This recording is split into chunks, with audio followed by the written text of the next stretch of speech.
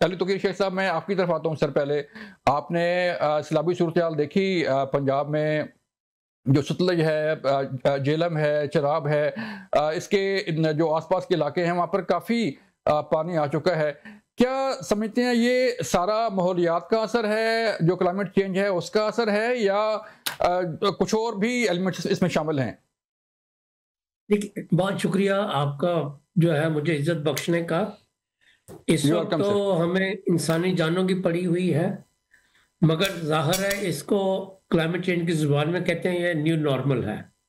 इसका मतलब ये है कि हमारी ज़िंदगियों में जितनी समर्स आएँगी, वो पिछली समर से ज़्यादा गर्म होंगी, हुँ, और जितने फ्लड आएँगे, जितने जो मानसून के मौसम आएँगे, पिछले मानसून से ज़्यादा स्ट्रॉन्ग होने के उनके चांसेस हैं। ये लाज़मी नहीं है कि हर साल ऐसा हो, जी, मगर ये भी हो सकता है कि हर फ्लड जो है पिछले फ्लड से ज़्यादा बड़ा हो। ठीक है। 2010 से बड़ा 2022 का हो, 2022 से बड़ा जो है 2026 का हो। अल्लाह रहम करे तो ये क्लाइमेट चेंज की जो कंट्रीब्यूशन है, जो जो फैक्टर है, उसको तो आप डिनाई नहीं कर सकते। ठीक है। कुछ कुछ ऐसे फैक्टर्स हैं, जैसे हमारी पॉपुलेशन बहुत बढ़ गई है। अब ज़ाहिर उन लोगों ने कहीं तो रहना है। फिर हमारी गवर्नेंस इतनी स्ट्रांग नहीं है, बहुत सारे लोगों ने जो है वो गुर्बत के मारे दरियाओं के रास्ते में घर बनाए हुए हैं। हुँ, फिर हमारे स्टेट के जो इंस्टीट्यूशन हैं वो भी इतने स्ट्रांग नहीं है। किसी ने वापडा का कनेक्शन दे दिया, किसी ने स्कूल बना दिया, किसी ने सड़क बना ली, किसी ने वहां पे वोटों का अंदराज कर दिया। तो मिल मिला के मसला बहुत गंभीर हो जाता है। तो वो तो हम बाद में देखेंगे, मगर इस सूरत में जो सबसे बड़ी अहम चीज है, इस वक्त पंजाब में से जो तीनों बड़े दरिया गुजरे हैं वो अपना पीक रिकॉर्ड के लेवल पे चल रहे हैं। ठीक है। तो ये एक नहीं, दो नहीं, तीनों तरफ से हमें एक थ्रेट है, जिसको अंग्रेजी ज़ुबान का एक लफ्ज़ है, उर्दू में मुझे ख्याल नहीं आ रहा क्या का, एक बड़ी प्रिकेरियस सिचुएशन है कि हुँ, अल्लाह किसी खौफनाक हादसे से बचाए। इस वक़्त तक हमारी मैनेजमेंट इंडिया की मैनेजमेंट से बहुत बेहतर रही है। हिंदुस्तान में ज़्यादा नुकसान हुआ है। हुँ, उनके ब्रिज भी ज़्यादा टूटे हैं, उनके बंदे भी ज़्यादा मरे हैं, और वहाँ पे नुकसान ज़्यादा हुआ है। ठीक हम है। उससे भी खुश नहीं है, मगर मेन चीज़ ये है कि हमारी इस वक़्त जो है ना रिलीफ सर्विसेज़ बहुत अच्छा काम कर रही हैं।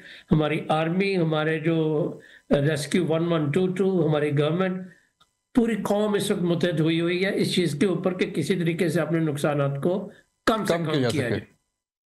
ठीक है।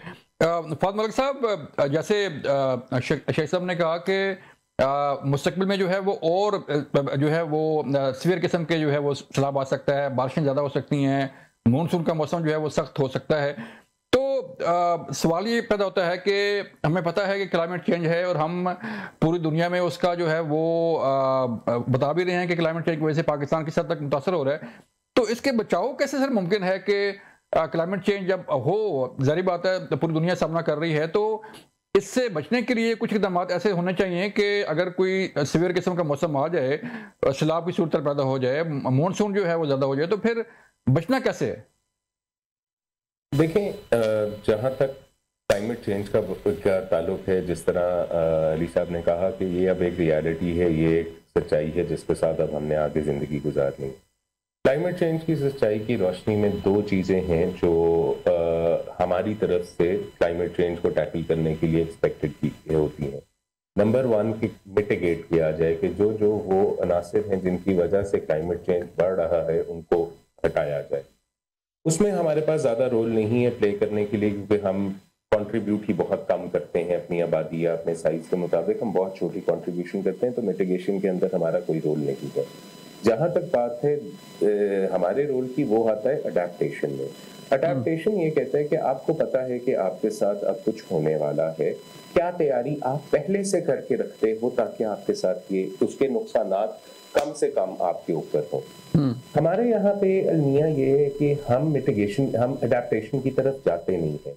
हमारे क्लाइमेट चेंज की वजह से एक क्लाइमेट डिजास्टर होता है। क्लाइमेट डिजास्टर इसीलिए बनता है क्योंकि हम तैयार नहीं थे उसके लिए, और की वजह नहीं है क्लाइमेट चेंज के किसी एलिमेंट को क्लाइमेट डिजास्टर बनने की। जी, ये बात के फ्लड्स आने हैं, ये हमें बड़े अरसे से पता है। ये बात कि ये हर कुछ अरसे बाद पिछली फ्लड से बड़ा फ्लड आना है, ये भी हमें काफी अरसे से पता है। ये बातें हम 2010 से कर रहे हैं। लेकिन दूसरी तरफ हम अपनी गवर्नेंस पॉलिसीज देखें तो हम रिवर्स को आज भी चैनलाइज करने की बातें करते हैं। हम रावी अर्बन डेवलपमेंट अथॉरिटी के नाम से एक नया प्रोजेक्ट शुरू करके एक दरिया के किनारे एक नया शहर आबाद करने चाहते हैं जी। हम अडेप्टेशन की तरफ जा ही नहीं रहे। हम जब कोई क्लाइमेटिक इवेंट एक क्लाइमेट डिजास्टर बन जाता है तो उसके रिलीफ एफर्ट्स हम बहुत अच्छे कर लेते हैं, लेकिन उसको एक डिजास्टर से बनने से रोकने के लिए जो जो स्टेप्स रिक्वायर्ड हैं वो हम करते नहीं। जिस तरह अली साहब ने बिल्कुल ठीक कहा कि चाहे आप आबादी को ब्लेम दें या बैड गवर्नेंस को ब्लेम दें, अब हमारे पुराने दरियाई रास्तों के ऊपर आबादियां एग्जिस्ट करती हैं। सही है।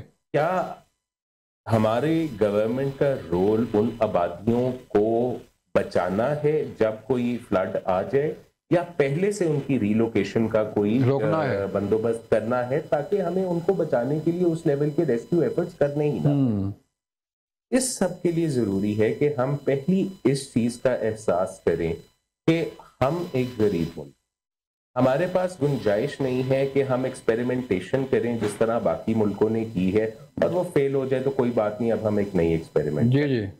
हमें हर रुपया जो हुकूमत सेंसिटिव तरीके से खर्च करना है, ये सोचते हुए कि शायद किसी यूरोपीय ममालिक के मुताबिक तो डेवलपमेंटल गोल्स अचीव कर ले हमारे ये खर्चा, लेकिन क्या ये खर्चा हमारी जिस लेवल की क्लाइमेटिक और एनवायरमेंटल थ्रेट्स हमारे मुल्क में एग्जिस्ट करती हैं, क्या ये उनको बढ़ा तो नहीं देगा? क्या हम कोई ऐसी चीज के ऊपर तो पैसे नहीं लगा रहे जो कल को हमें अनडू करनी पड़ेगी?